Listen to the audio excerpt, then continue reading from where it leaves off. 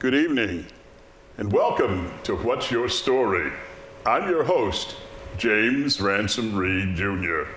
We have two very special guests tonight who will be dealing with a very serious topic that's prevalent in our society.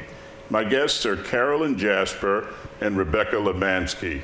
They are from the Prudence Crandall Center, and in a moment they will tell you exactly what that is and what it does. Welcome to the show, ladies.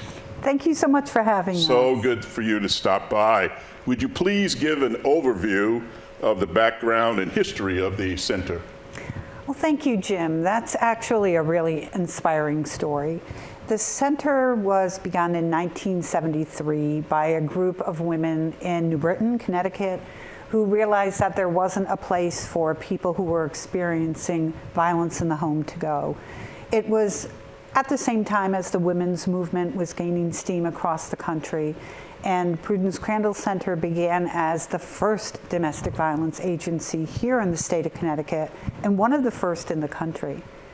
So since that time, we have had caring and innovative leaders who continued to develop our programs and our response to what victims and survivors experience so that they can truly heal and move forward in their lives. And in 1975, we opened the first shelter for what at the time was for battered women in the state. Of course, today we serve men, we serve women, people from the LGBTQ community, we serve everyone. Over the next few decades, because we've had nearly 5 decades of service, our programs continued to develop, again, in response to our understanding of what victims and survivors really need to heal and move forward in all areas of their lives. And a really pivotal moment in that history was in 2008-2009 when our groundbreaking supportive housing programs opened, which are located in our Rose Hill facility. So that brings us forward to today. We're an agency with 40 employees with programs that are integrated and across the board. Are you open 24/7? We absolutely are. Especially our crisis hotline, our emergency shelter are open 24/7. Well, you know, we have the name Prudence Crandall, and I don't know if our viewers understand who she was in Connecticut. Mm-hmm. And you guys can correct me if I'm wrong, but I believe I've been to her home in Canterbury, Connecticut, mm-hmm. and she had a school there, and she had brought in African-American students, mm-hmm. and at that period, the town was not amenable to that, and she was burned. Her school was burned, and she is one of the foremost movers and shakers in race relations long before it became popular. Mm-hmm. Is that your understanding of Prudence Crandall? Mm-hmm. And she is our state heroine, and so she's officially our state heroine. Yes, she is. I didn't know we had an official state heroine. We do. Ah, okay. Mm-hmm. And her journey is what inspired the women who began the agency back then. Her journey. Mm-hmm. And I think it's important for people to know that, for people to understand the history of what happened before them, because if you don't know what happened before you, you remain ignorant of so much that you need to know. Mm-hmm. So the decisions that you make, you need to be grounded very well. Mm-hmm. Thank you very much for that. You know, would you please explain the range and types of services that you offer? Yes, yeah, and as I mentioned, we have services that are across the board. They are coordinated, they are domestic violence focused, expert services that are coordinated to help victims, survivors, and their children throughout their journey. So that means in times of crisis to long-term healing as they move forward to independence and stability in their lives. So that means it starts in terms of those crisis services with that 24/7 helpline or hotline. Yes. There is a statewide number that everyone should be aware of. It is 888-774-2900. You call that number anytime, 24/7, and you'll be connected with a certified domestic violence counselor. I believe we have it on the screen as well. Wonderful. For people to see and be able to contact. So services across the board. What are they?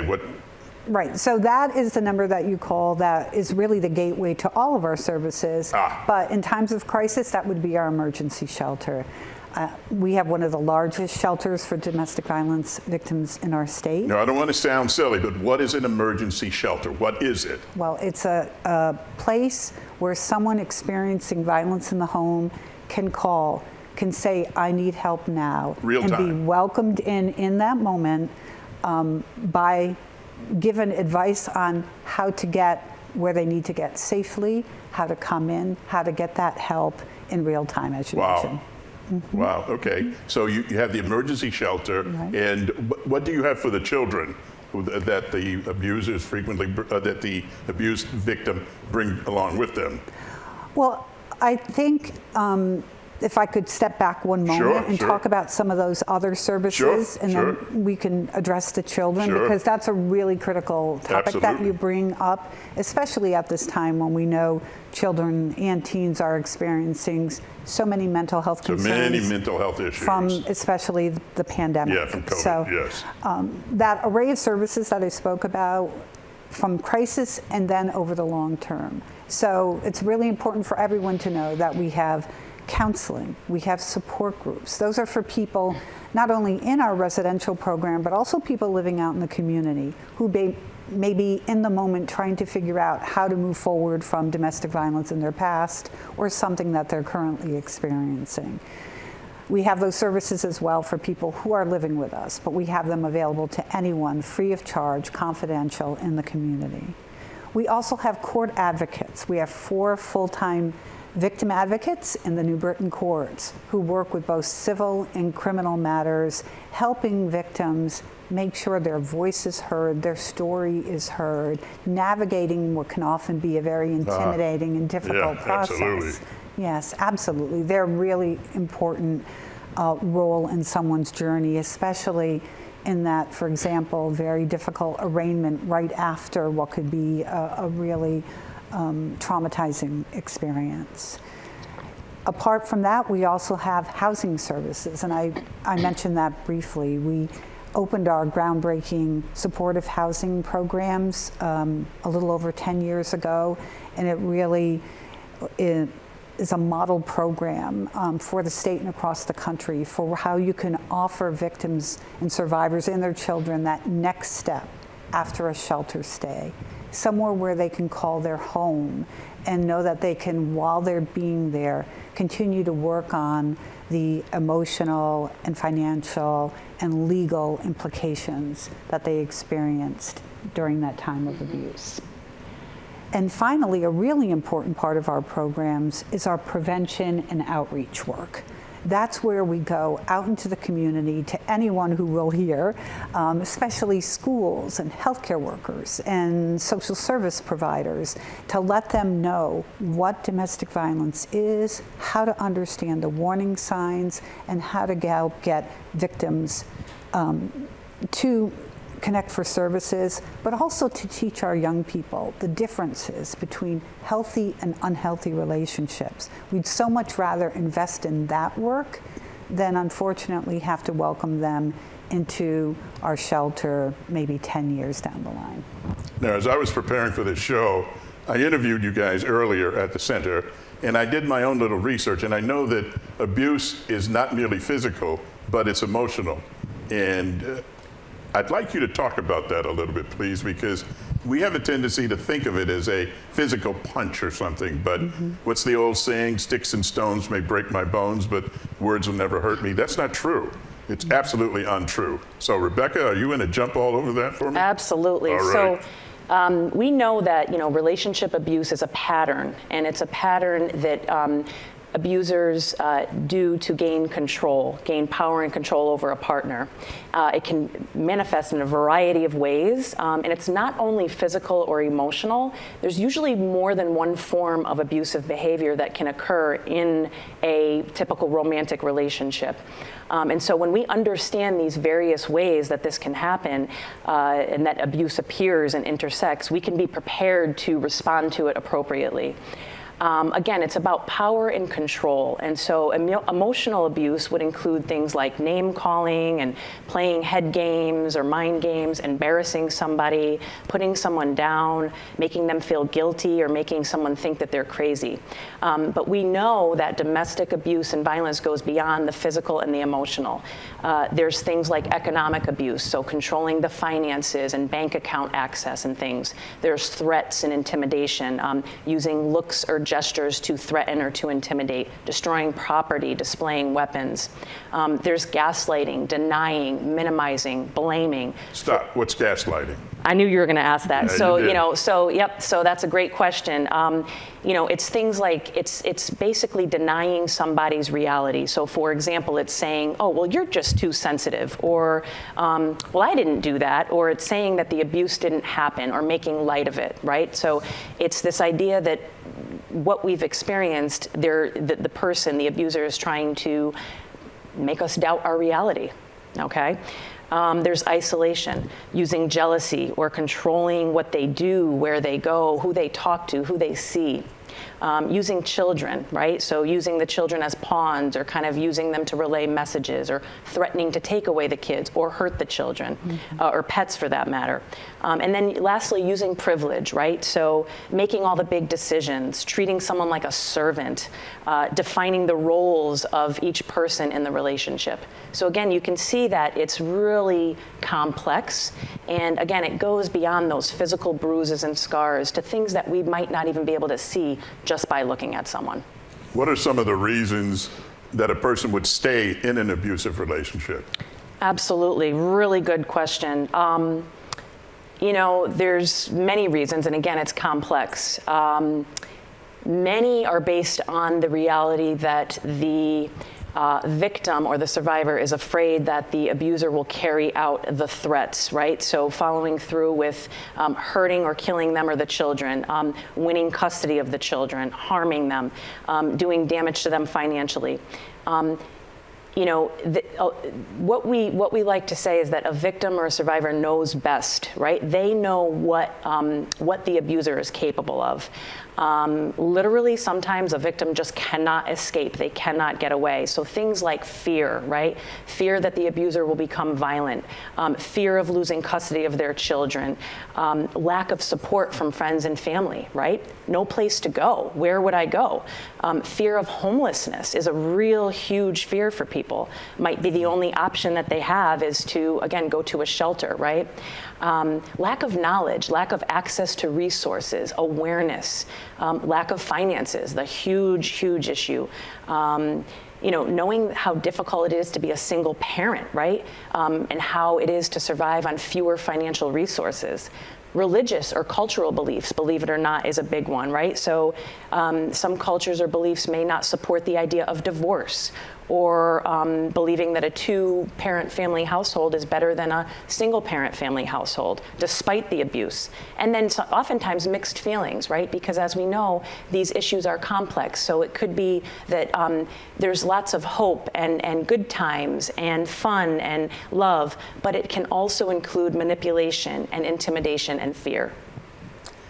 In light of the COVID pandemic, right, when people are home and the victims are closer to their abuser and sort of trapped because they can't go out, have you seen the effects of COVID-19 manifest itself in your particular Absolutely. So we've seen just the data, the research, all the reports that are coming out over the last year or so, just that there's been just an unprecedented increase in domestic violence, all types of violence, especially with women and girls, but particularly domestic violence has just intensified.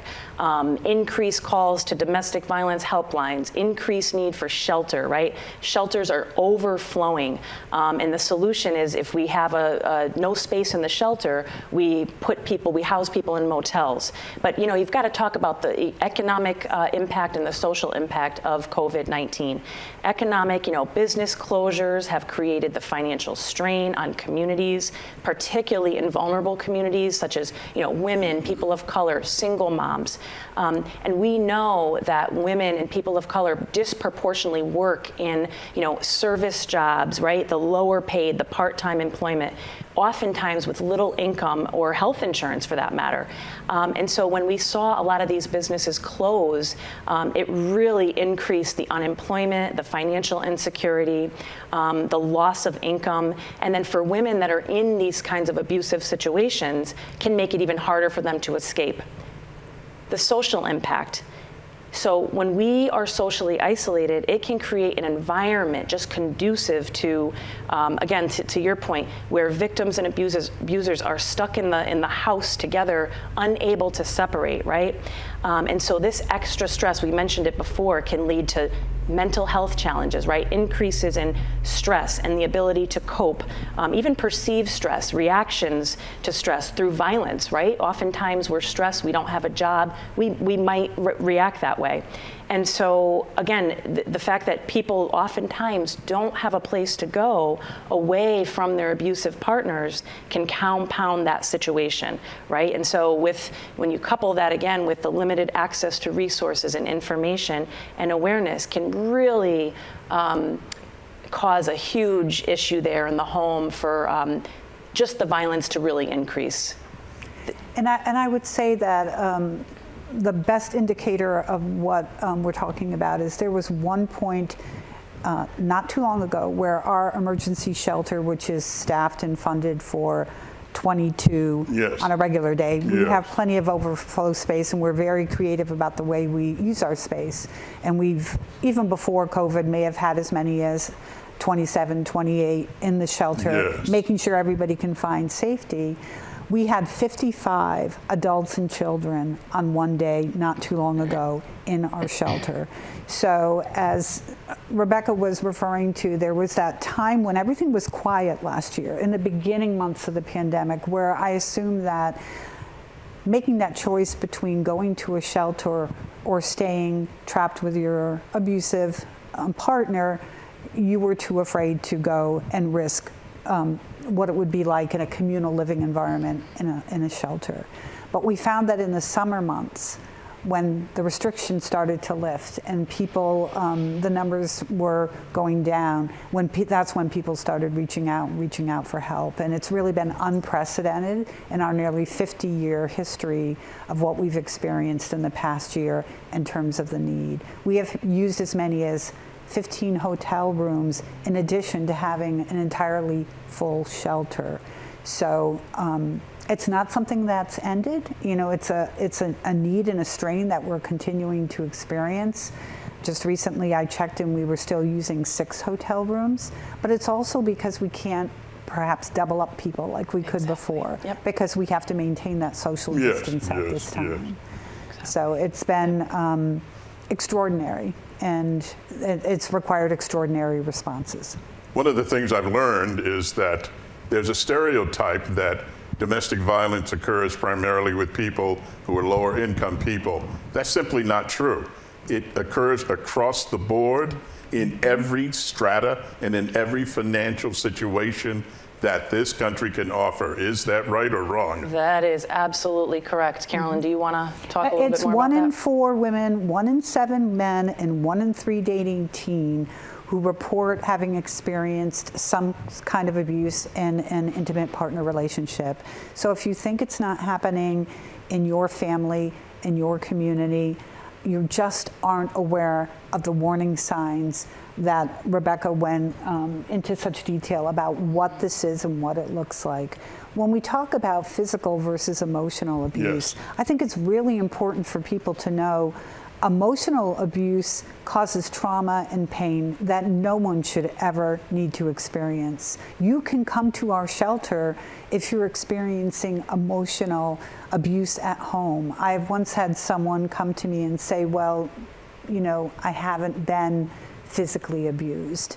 No one should live with that day to day in their home. Our services are available to everyone. It's not one or the other. Tracy, that name ring a bell with you? We talked about this when you What came about to Tracy? Virgin. She changed the laws in the state. How did she do that? Well, it was Tracy Thurman. yes, a very tragic story, and it opened a lot of eyes and hearts to the laws, the systemic responses that needed to change. At the time, even when I talk about when we began in 1973, that seems like not that long ago. And to imagine that there was no such thing as domestic violence services, that police would turn you away, that perhaps your clergy would turn you away, that your family would tell you to go home and work it out.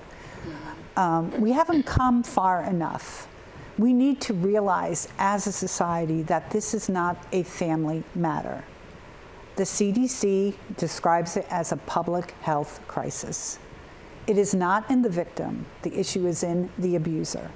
So we need to work collectively together to recognize it, to have conversations like this, to do the hard work, to make a difference going forward. Why would a victim who escaped successfully, found treatment and shelter, why would they go back to their abuser? There's so many reasons why they would go back to their abuser. A lot of times there are patterns emerging either from childhood or from adult experiences that just really are hard to break. Again, we mentioned,